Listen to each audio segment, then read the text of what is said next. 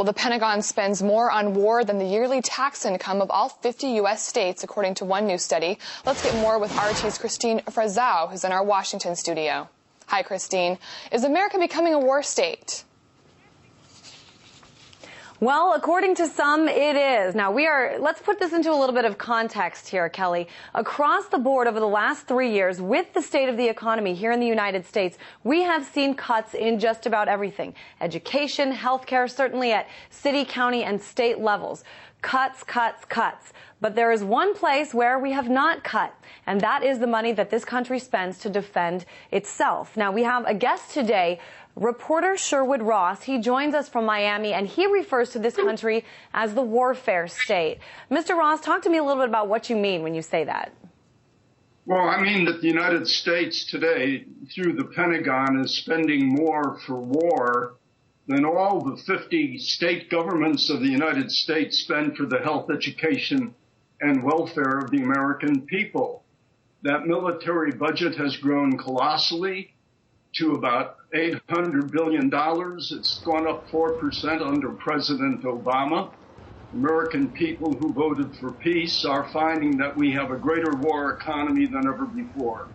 Well, let's talk about this, though. I mean, in addition to an economy that has not been kind to many of us, we also have a greater terror threat. I mean, starting in 2001, but all the way to even Christmas Day here when we see somebody attempting to bomb an airplane. Talk to me about, how to balance this, because don't you think it's important that we do spend money to defend this country, especially with all the threats coming in? Well, I do think it's important to defend the country. Defense, of course, is very important. However, the government is spending hundreds of billions of dollars in Afghanistan to go after what, 100 or 200 Taliban fighters?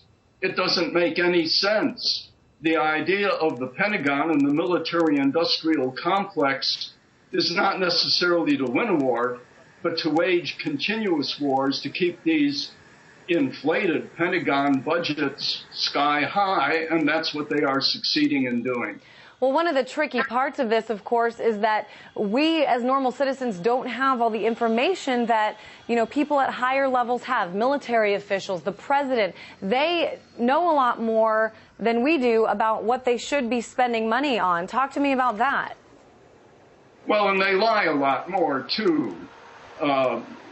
Even under Ronald Reagan, his budget advisor told him that the Pentagon was wasting $30 billion. But the American people are not privy to a lot of what the Pentagon is spending and almost nothing that the CIA and the other intelligence agencies are spending on war. There's another $40 or $50 billion right there on top of the Pentagon's $700 or $800 or $880 billion estimates for the coming year.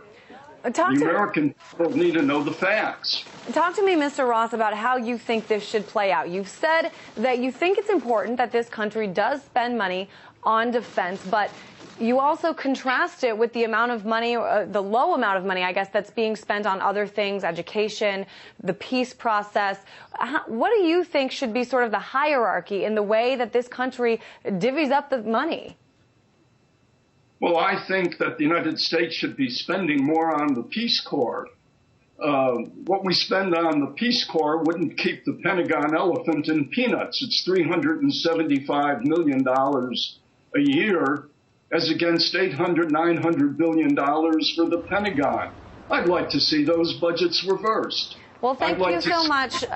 We are out of time, Mr. Ross, but thank you so much for joining us. That's Sherwood Ross, reporter from Miami, who is talking about how much this country spends to defend the country in contrast with how much it spends on other things. I'm Christine Frazao, and I'll send it back to you. Thank you, Christine, reporting from our Washington studio.